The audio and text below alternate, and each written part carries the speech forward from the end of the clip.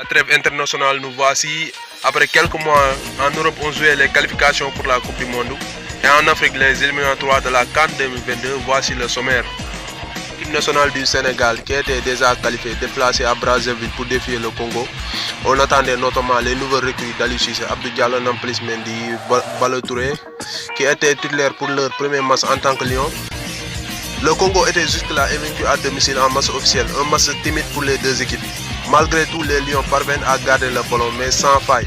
Il va falloir attendre presque la 28e minute pour voir Sadio Mané trouver la balle transversale. C'était le seul fait marquant de la première période. En deuxième mi-temps, les Congolais ont un peu bousculé le Sénégal, mais manquent d'efficacité dans le dernier geste. Malgré tout, l'équipe nationale du Sénégal procure une dernière occasion par Sadio Mané sur une passe de Ballo Touré, mais malheureusement sa frappe n'a pas cadré. Notez bien que le Sénégal n'a aucun tir cadré dans ce match. Mais le système de 3-5-2 pour ce match que les joueurs ont peut-être encore non habitués. En tout cas, on attendait mieux cette équipe nationale du Sénégal qui est souvent très critiquée par son jeu. L'équipe nationale du Sénégal, ñëpp di ko doon xaar def différence ci match bi nga xam ne moom ak Congo ñu doon jouer mun naa ne ñëpp kontaan nañu sur notamment système bi nga xam ne Aliou Cissé teg na ko di 3-5-2 jaaxaloon nañu bëri léegi yow nan nga gisee match bi ak système bi est-ce que mun na jëm kanam dans l'avenir. Bon, système bi peut-être mën naa mu jëm kanam mën naa aussi mu bañ a jëm kanam donc Aliou Cissé dafa nekk ci phase de test boo xamante ne andi na ay nouveaux joueurs notamment de jeunes joueurs il fallait que mu testé ñenn ñi xool système bi nu muy adéquaté ak joueurs yi mu andi donc c'est ça moo tax mu jouer le 3-5-2 et on est dans le football moderne où le 3-5-2 commence à prendre place aussi dans le football.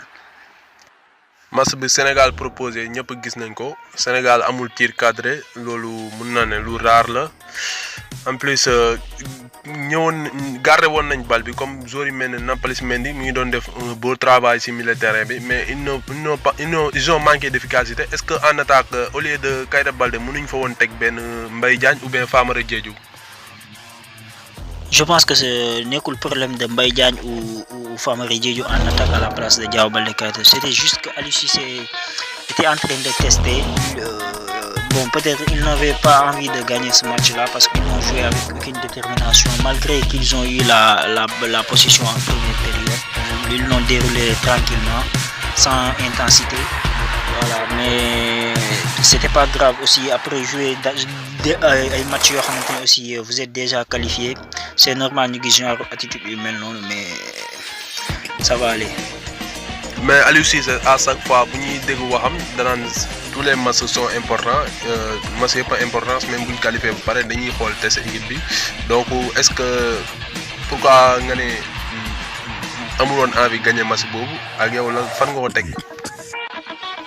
Peut-être amoon na envie gagner match mais sur le terrain vu nu ñu footballé premier mi-temps bi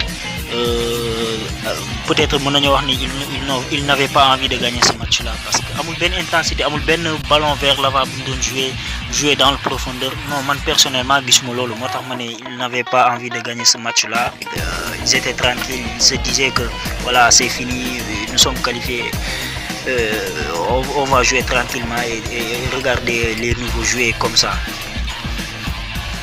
Mais est-ce que vous trouvez ça normal? Une équipe comme Sénégal, qui est premier en classement FIFA en Afrique, disait match de qualification, même vous faites qualifier. Parce que Sénégal, à chaque fois que vous dites, le peuple bi yëpp dañuy soxla mu indi un beau jeu bu nice boo xam ne dina mën a bégal téléspectateurs yi nga xam ñoom ñoo koy seetaan comme des grands joueurs comme Sadio Mané, Gana Gueye est-ce que c'est normal ñuy jouer match yi ba pare duñu am détermination pour gagner ko? Vous avez raison, quand vous êtes le Sénégal, première nation en classement FIFA, vous avez l'un des meilleurs joueurs au monde, Sadio Mané. La victoire elle est impérative aussi, nous toujours le beau jeu, c'est normal quand vous êtes le Sénégal. Mais après, pour moi, c'était un petit consigne pour Aliou Cissé parce qu'on jouait que par derrière, Nampalys Mendy, Ousseynou Ba, encore Nampalys Mendy, Abdou Diallo touchait énormément de ballons. On dirait qu'il a touché beaucoup plus de ballons que les milieux offensifs. Et ils n'ont montré aucun signe de détermination. Aliou Cissé wax na ko moom nee na dafa bëggoon def 6 matchs 6 victoires ba match bi jeexee en conférence de presse donc peut-être loolu dina doon déception ci moom mais comme que inspi Sénégal est déjà qualifié c'était juste le plaisir pour tester aussi des nouveaux joueurs, des nouveaux recrues.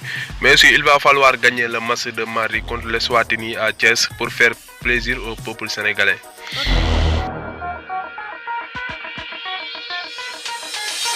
C'est ça, il faut gagner tranquillement contre Swatini à domicile. Loolu mooy leen solo li ñuy xaar aussi lu ëpp ci bëgg nañ aussi coach bi tourner effectif bi may booy bëri temps de jeu aussi pour ñu mën a xool seeni qualité regarder de quoi ils sont capables. L'équipe de France defoon déplacement sa Kazakhstan ginnaaw ba ñu defee match nul seen ñoom ak xam ne ñoom ak Ukraine ci premier match de qualification bi. bële nag waroon gagné match bi pour ñëwaat ci course bi Didier Deschamps tourné woon na ci match bi par rapport ak beneen match bu njëkk bi ndax defoon lu toll ci 9 changements France dominé carrément match bi xaar ba 20e minute Ousmane Dembélé dugal ci passe bu Anthony Martial France mu ne 1-0 ba fin premier mi-temps bi dugalaat benn but boo xam ne contre son camp la deuxième mi-temps bi France dugalul waaye géré na match bi bu baax. te baax na ci moral aussi en attendant ñuy football seen troisième match ñoom ak waa Ukraine. Les Diables Rouges du Belgique après leur victoire déplacée pour défier la République tchèque, les Belgiques numéro mondial sur le classement de la FIFA depuis longtemps. Un match très plaisant notamment cette équipe tchèque surprise qui a gagné 6 buts à 2 en déplacement et qui faisait beaucoup de problèmes au coéquipier de Kevin De Bruyne titulaire. L'ouverture du score de Provot à la 50e minute, la Belgique était menée parfait égalisée par Lukaku. Les Belges pousse pour gagner ce match à la 70e minute. De Bruyne trouve la balle transversale mais le score reste de 1 but partout. Le Portugal devrait confirmer après leur victoire difficile contre Azerbaïdjan 1-0. Les Portugais mènent score par un but de l'attaquant de Liverpool Diogo Jota. Ce dernier double la mise 2-0 pour les Portugais à la mi-temps. Au retour des vestiaires, on croit que les hommes de Fernando Santos vont gérer tranquille, mais juste à la reprise, Mitrovic remet les pendules à l'heure 46e minute. Il parvient même à égaliser par Kostic sur une passe décisive de Radonjic, lancé d'or de l'OM qui a fait 2 passes décisives dans ce match. On joue jusqu'à la 90e minute. Cristiano Ronaldo voit son tir sorti in extremis par le défenseur serbe qui n'a pas franchi la ligne selon l'arbitre, qui a mis colère l'attaquant de la Juventus après le match. Il a même jeté son brassard de capitaine dans ce match.